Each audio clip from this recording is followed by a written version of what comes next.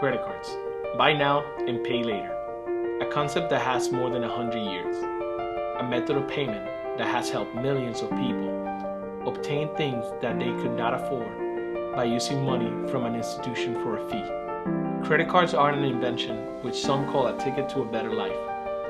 They have been the cornerstone of the American economy with millions of transactions happening daily. Many are scared of using this tool, but today I will show you that if you use it responsibly, it could be an amazing tool.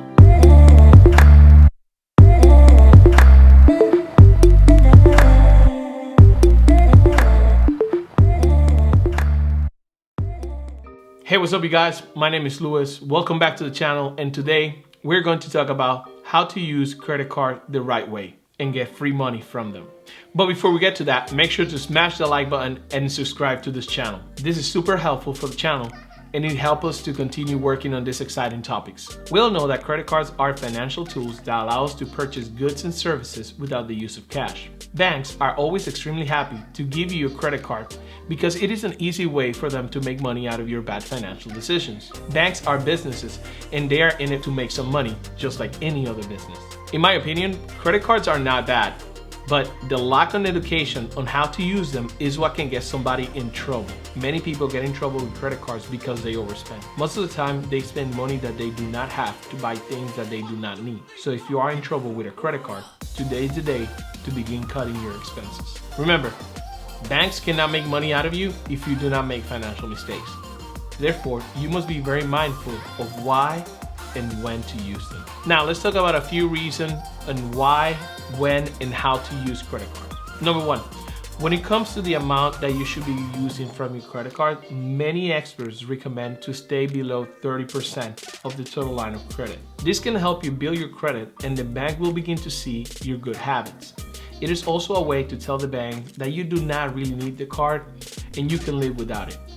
This works wonder because eventually they'll begin to raise your limit more and more, giving you more flexibility on how to use them. Number two, avoid carrying a balance. It is a complete myth that carrying a balance will help you improve your credit score. According to Experian, which is one of the three major credit reporting agencies, that is simply not true.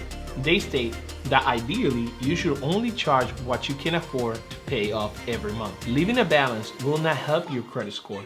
It will just cost you money in the form of interest. In addition, they say that carrying a balance on your credit cards has a negative impact on your credit score because it increases your credit utilization ratio. Just remember, carrying a balance is just asking for the bank to take your money. And that is precisely the moment when credit cards transform into bad debt. This is simply because they charge very high interest rates that can little by little put you in a really messy situation. Using a credit card wisely can help you boost your credit score, which can later help you on obtain better rates on mortgages, financing on cars, and other loans. I know that people like Dave Ramsey are not too in favor of credit cards or having a credit score, and that's okay. But unless you have a lot of money, the chances are that in order for you to obtain certain things like a car or a mortgage, you will need to get a loan.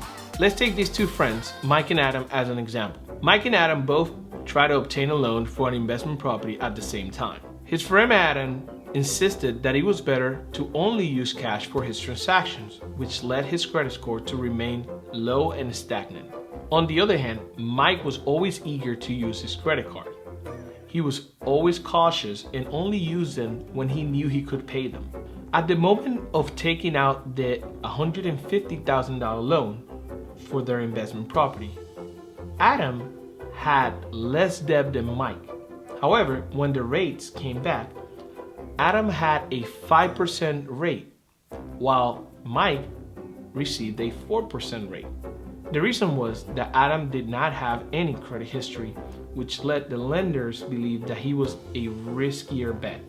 On the other hand, even though Mike had more debt than Adam, he had been using his credit for a while and he had been developing a relationship of paying on time and creating that history.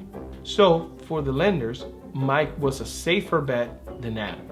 Many would believe that 1% is not a lot, but over the course of 30 years, Adam ended up paying $32,000 more than Mike. So in my opinion, having a good credit score is very important, and credit cards can help you get there. Number 3, always use your credit cards for online shopping. They can provide you with a lot more protection than your debit card or checking account. If your checking account or debit card gets compromised, it means that the person who has the information has direct access to your funds, and this is not fun.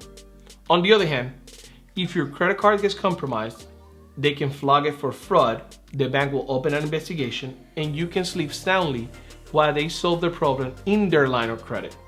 Number 4, credit cards are better than cash. And there you go, I've said it. Let me take a minute to explain. Today, all banks are in constant competition to do business with you. So they have all created this amazing system called the rewards system. Simply put, credit cards give you money or other incentives in order for you to sign up and use them. Some credit cards have incredible sign-up offers that can range anywhere from $150 to over $800. After the sign-up bonuses, many reward cards give you a certain percentage of cash back, miles, or points. And this can be used for a lot of things, such as bank credits, travel tickets, gift cards, among other things.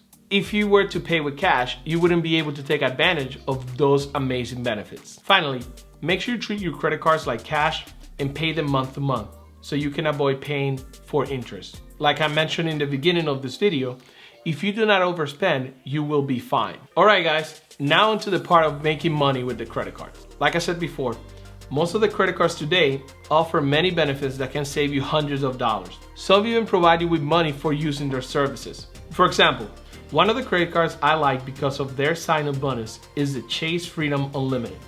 And I'm not being sponsored by Chase, I'm just giving you my opinion because I have this card. This credit card will give you a free $200 just for using the credit card and spending $500 within the first 90 days. That doesn't mean that you have to spend the $500 right away.